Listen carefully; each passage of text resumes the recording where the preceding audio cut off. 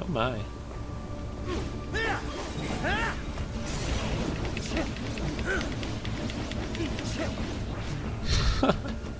Fucking Kojima.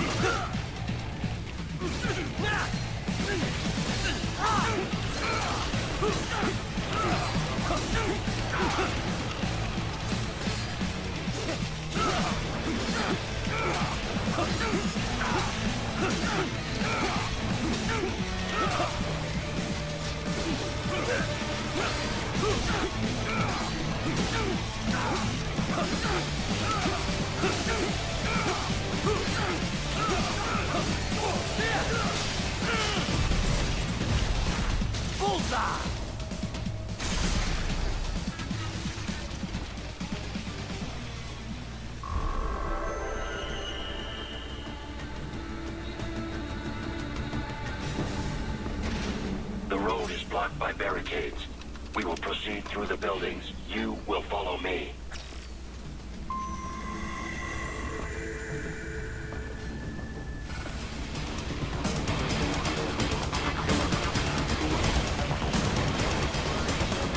No, not more of these. I don't think they have as much health as the others though.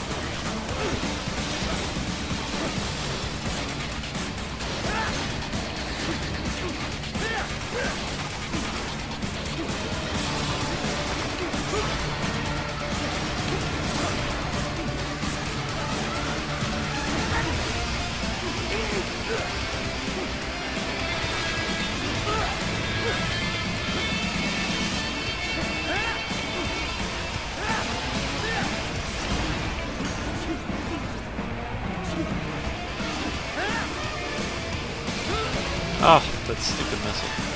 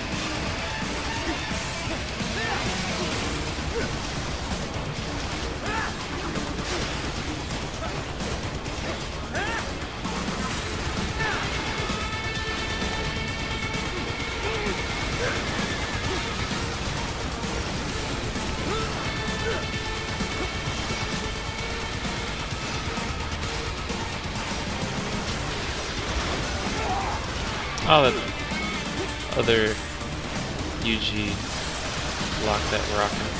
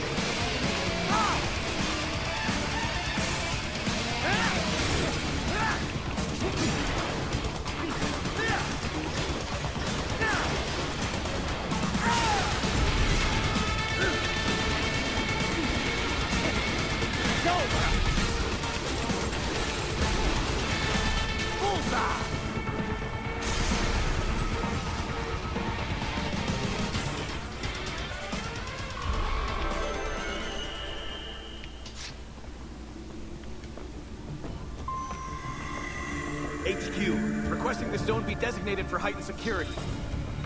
Roger. Upgrading security status.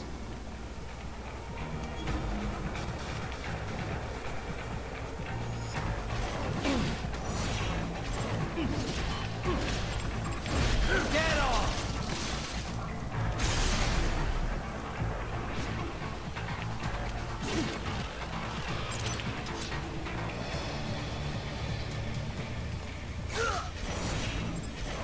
Bullseye!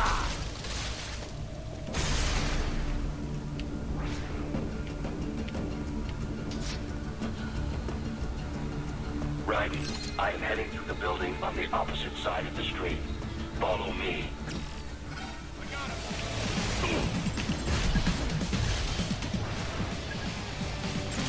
Over here!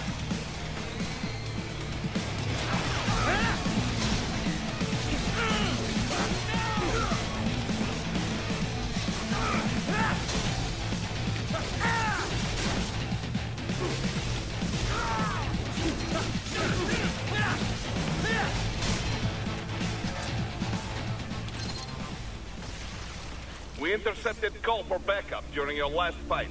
The caller's position is on your Soliton radar. You can engage if you wish. It is your choice.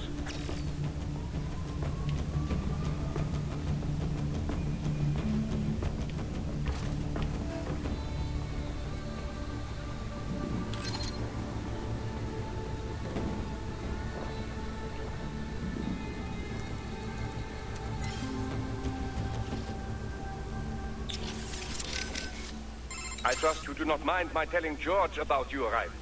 Could have done without that, Doc. He didn't need to know I was here. Well, there was no reason to conceal that from him. My intention was not to impugn you. He has a right to know. It's not as if he can simply fly over there and meddle in your affairs. It's throwing off my emotional balance, Doc. Things like that can negatively impact the mission, you know? However do you mean? You did the right thing, did you not? There's nothing to be ashamed of. George has the best body we can give him right now. And the rest of the children are also safe. And quite content too, I should add. It was your quick decision-making that saved them, right? George's body will require regular maintenance, not to mention a replacement upon reaching adult age. But the expense is more than worth it. You planning on signing him up with a PMC? Because that's the only job we're good for, as far as I can tell. Oh, you are quite mistaken there. Just consider it. The power of a machine matched with the nimbleness and creativity of a human. The construction and public works possibilities alone are endless. I saw a news piece on German TV just the other day about a cyborg plumber, in fact. Let's not forget about elder care either. One needs great strength to bathe and care for the bedridden. But it's also very delicate work, if you follow. Not the sort of thing you'd leave to a machine. Sounds great.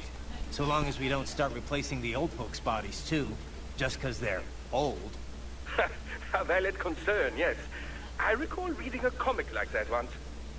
An old farmer created a cybernetic body to fight evil military scientists and so on. Yeah. But can't George do anything besides physical labor, though? Oh, he has every right to choose another path. If he opts not to take advantage of his body's physical strength, he's free to pursue academia instead. His body provides a completely ideal chemical environment for his brain, after all. I can certainly see how that would prove handy in the realm of higher education. The only problem would be how to cover the costs. The issue of student loan debt in the US is thorny enough already, even for normal students. Yeah. All this stuff's not just George's problem, though. All the other brains I'm gonna rescue will have to deal with it, too. Giving them bodies won't be the end of their problems. It'll be the beginning. Indeed. On a happier note, though, excellent work in bringing George's lower body back. Now he'll very likely be able to produce children in the future. Bravo!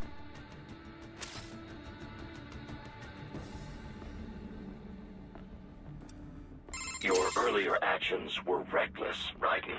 Not to mention the damage to a perfectly good car. I knew the risks when I decided to go through with this. Besides, the car was mine. Maverick sold it to me. It's not meant for private use. It was made for ops like this.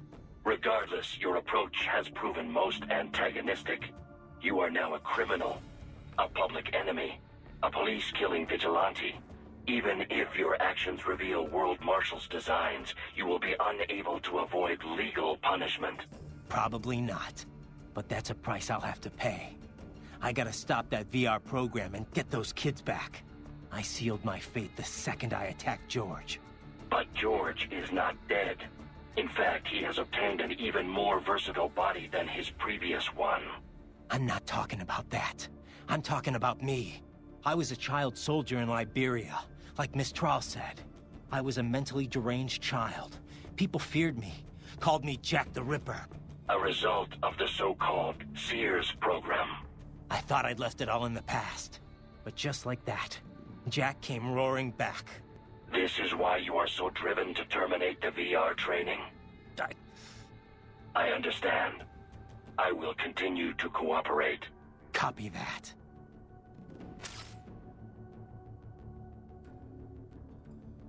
I am setting goal markers on your Soliton radar. Use them to follow me through this area. Good boy. I will ignore the condescension and take that as a compliment. You are welcome. I trust you're not still upset, Raiden. About telling George about me? Look, let's just drop it, okay? Gladly. I'm just glad I was able to assist you in operating the cryopreserver anyway. I know, Doc. Not that it's so difficult. With that pipe, you simply immerse the organs in the artificial plasma inside. Yeah? I wouldn't think it was so easy to keep organs alive. How's it work, anyway? Oh, it's quite simple, really. It uses chilled nanomachine-infused artificial plasma. That suppresses the metabolism and regulates the oxygen intake of whatever is stored inside. The nanomachines are fully self-pumping. Once hemoglobin is detected in the local environment, they release a flow of plasma into the organ where the body's original plasma is still present. When George's body was inserted into the storage cabin, artificial blood, chilled nearly to freezing point, automatically flowed in at the points of amputation. This dropped the internal temperature of the parts from 36 to 10 degrees centigrade. The result? The effective suppression of all metabolic activity. The plasma was also fine-tuned to keep the SpO2 level inside the organs at 90% or above. The synergetic effect of all this allows